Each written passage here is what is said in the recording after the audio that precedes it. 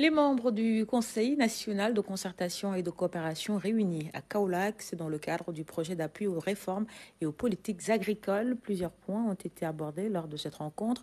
Le budget record de 100 milliards de francs CFA de l'État du Sénégal pour la campagne agricole a été aussi salué par les acteurs venus de tout le pays. Claire Diop pour le compte-rendu. Les participants à ces sessions de renforcement de capacité sont des administrateurs du CNCR, le Conseil national de concertation et de coopération des ruraux venus de toutes les régions du Sénégal. Durant ces échanges, beaucoup de questions ont été abordées.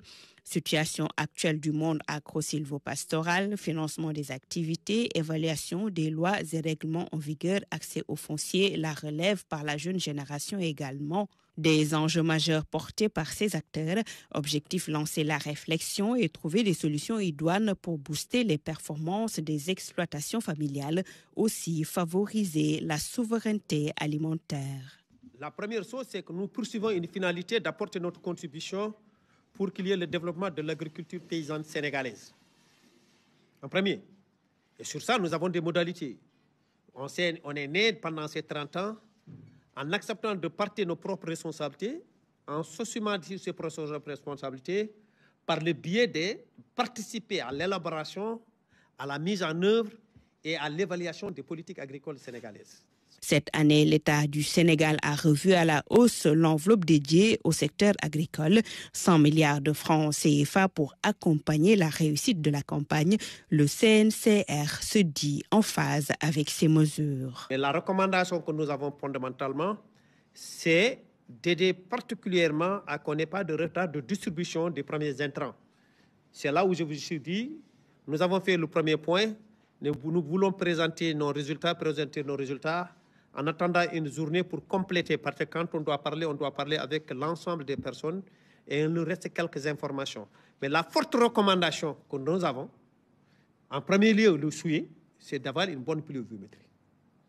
Mais en deuxième lieu, c'est de juguler les déficits que nous avions dans les années passées. En ayant des semences très rapidement, qu'elles soient de bonne qualité, nous en avons discuté fondamentalement. On nous a rendu compte la procédure qui a été mise en place.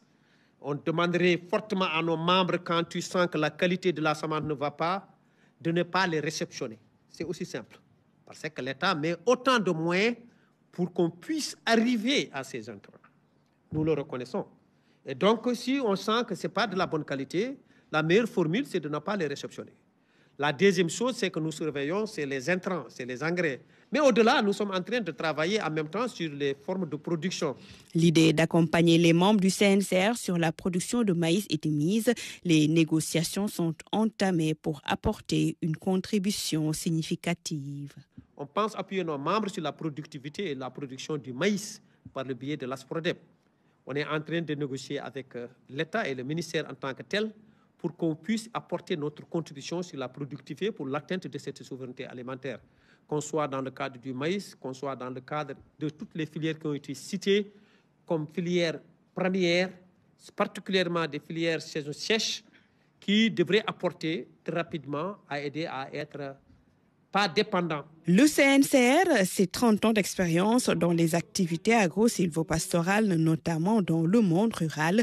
Des combats sont menés, des acquis obtenus dans la lutte pour la souveraineté alimentaire, aussi contre la pauvreté.